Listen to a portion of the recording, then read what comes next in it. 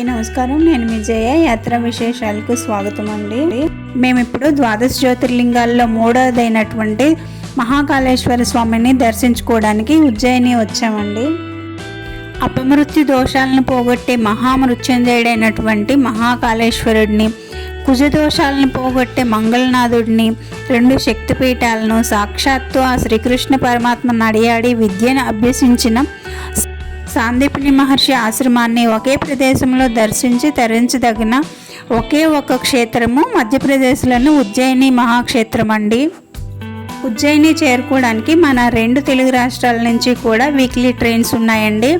లేదంటే భోపాల్ వరకు, ఇండోర్ వరకు కూడా ట్రైన్స్ ఉన్నాయండి. అక్కడి నుంచి కూడా ఉజ్జయిని చేరుకోవచ్చు. ఇండోర్ వరకు ఫ్లైట్ సదుపాయం కూడా ఉన్నదండి. అక్కడి నుంచి ఈజీగా క్యాబ్లో ఉజ్జయిని చేరుకోవచ్చు. ఈ వివరాలన్నీ కూడా ఫుల్ వీడియో చేసి పెట్టానండి. డిస్క్రిప్షన్లోను కామెంట్ బాక్స్లోనూ లింక్ ఇస్తాను, కావాలనుకుంటే ఒకసారి చెక్ చేసేయండి. ఈ వీడియోలో మనం భస్మహారతి టికెట్ ఎలా బుక్ చేసుకోవాలి, ఒకవేళ టికెట్ దొరకకపోతే ఎలా దర్శించుకోవాలి అనేది తెలుసుకుందామండి. దానికన్నా ముందు మహాకాళేశ్వర స్వామి దర్శనానికి వెళ్ళే త్రోవలో ఉండే బడా గణేష్ని దర్శించుకోండి.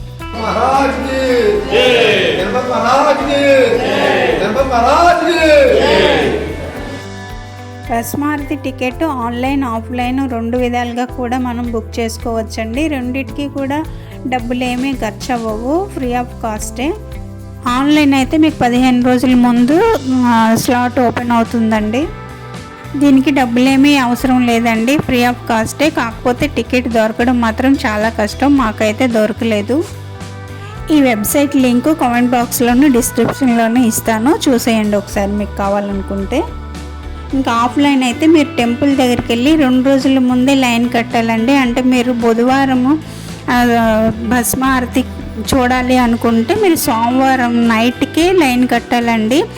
ఆ నైట్ అంతా మీరు లైన్లో ఉంటే మంగళవారం ఉదయం కౌంటర్ ఓపెన్ అవుతుంది. అప్పుడు కూడా మీకు టికెట్లు దొరుకుతాయని గ్యారంటీ ఏమీ లేదండి.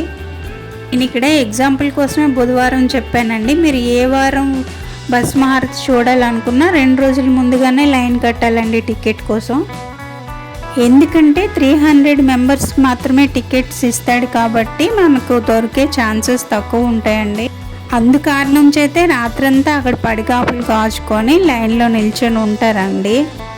ఒకవేళ మీరు రిస్క్ చేసి టికెట్ కోసం లైన్ కట్టాలి అనుకుంటే అదిగుండా కనిపిస్తుంది కదా, అది భారతమాత టెంపుల్ అండి.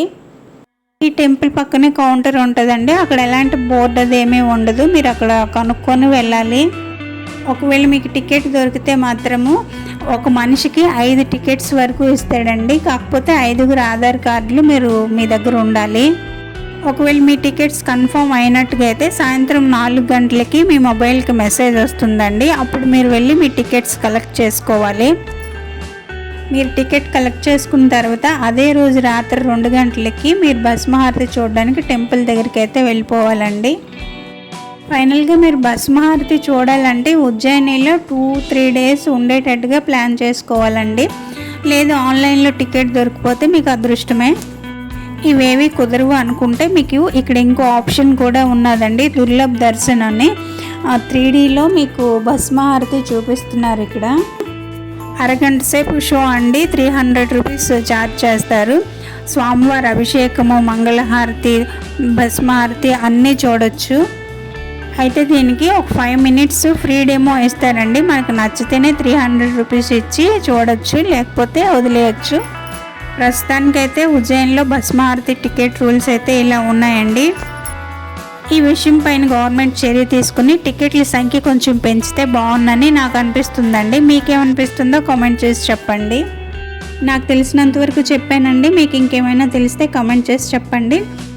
వీడియో ఎలా ఉందో కామెంట్ చేసి చెప్పండి. నచ్చితే లైక్ చేసి షేర్ చేయండి. ఇంకో మంచి వీడియోతో మళ్ళీ కలుద్దాం. అంతవరకు సెలవు అండి. బాయ్.